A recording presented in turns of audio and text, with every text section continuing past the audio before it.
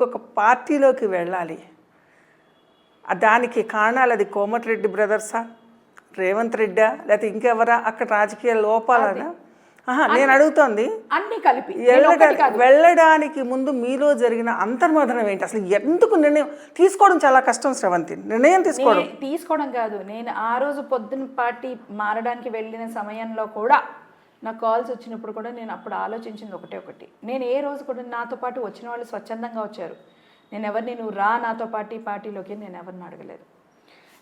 నాకు వచ్చిన అంతర్మథనం ఒక పాయింట్లో ఏంటి అంటే, ఆ రోజు జరిగిన పరిస్థితుల్లో కాంగ్రెస్ పార్టీలో టికెట్ ఇవ్వలేదు, అయినా కానీ నేను పార్టీ మారాలి అనుకోలేదు.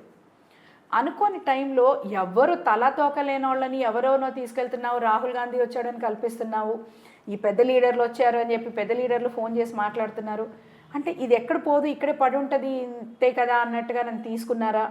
ఎవరు ఒకరు కాల్ చేయలేదు. ఇంత మాట్లాడుతున్నారు ఈరోజు, ఇంత మాట్లాడుతున్న పెద్ద నాయకులు, అరే ఒక పెద్ద నాయకుడు జానారెడ్డి గారు లాంటిది ఆయన్ని ఇన్ఛార్జ్ చేశారు, ఆయన అందరూ ఫోన్ చేసి మాట్లాడుతున్నాడు అంటే, ఆయన నియోజకవర్గం, ఆయన పక్క నియోజకవర్గం, రోజు పొద్దున్న లేస్తే చూసి ఇంత నేను పోరాటం చేసింది ఆయన గుర్తుకు లేదా? ఒక్కసారి ఫోన్ చేసి అలా కాదమ్మా అని ఒక మాట ఎవరైనా మాట్లాడారా? నాకు ఆ పాయింట్లో నాకు అనిపించింది ఏంటంటే, సరే అధికారంలోకి వస్తుంది రాదు సెకండరీ ఇష్యూ, కానీ అసలు గౌరవం లేకుండా, గుర్తింపు లేకుండా, నా స్వాభిమానాన్నే చంపి నా ఆత్మాభిమానాన్నే చంపే పరిస్థితిలో ఉంటే రాజకీయాల్లో ఉనికి కోల్పోతానా అన్న భయం ఒకటి ఉండింది. నంబర్ 1. నంబర్ 2 ఇంకోటి ఏంటంటే, నేను సిద్ధాంతాలకు ఎక్కడ ఫుల్ స్టాప్లు కామాలు పెట్టలేదు.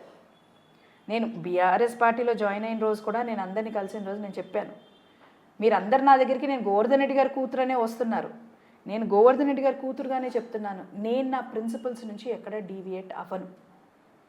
పార్టీ మారడము ఈరోజు నాకు ఒక అవసరం, నా ఉనికి కాపాడుకోవడానికి ఒక అవసరం, నన్ను నమ్ముకొని ఉన్న కార్యకర్తల్ని కాపాడుకోవడానికి ఉన్న అవసరం. అది తప్పించి నేను నా సిద్ధాంతాలనో నా వాల్యూస్నో కాంప్రమైజ్ అయ్యి ఏదో అమ్ముడు పోయి రాజకీయం పార్టీ మారాను అలాంటి కాన్సెప్ట్ ఏ రోజు చెయ్యదు స్రవంతి, చెయ్యబోదు.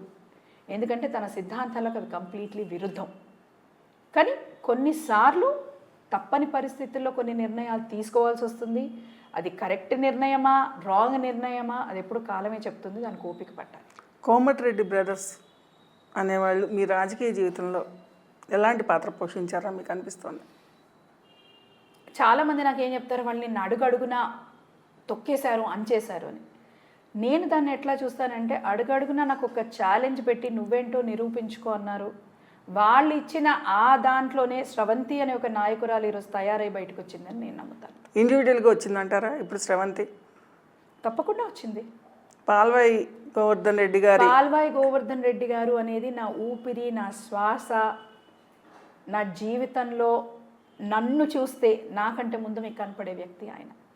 కానీ ఆయన నేర్పించిన సిద్ధాంతాలు, ఆయన అడుగుజాడల్లో నడుస్తున్నప్పుడు నేను ఈ రోజు వరకు కూడా ఎక్కడ ఆయన గౌరవానికి, మర్యాదకి, ఎక్కడ ఆయన హుందాతనానికి తగ్గకుండా, ప్రిన్సిపల్స్లో కాంప్రమైజ్ అవ్వకుండా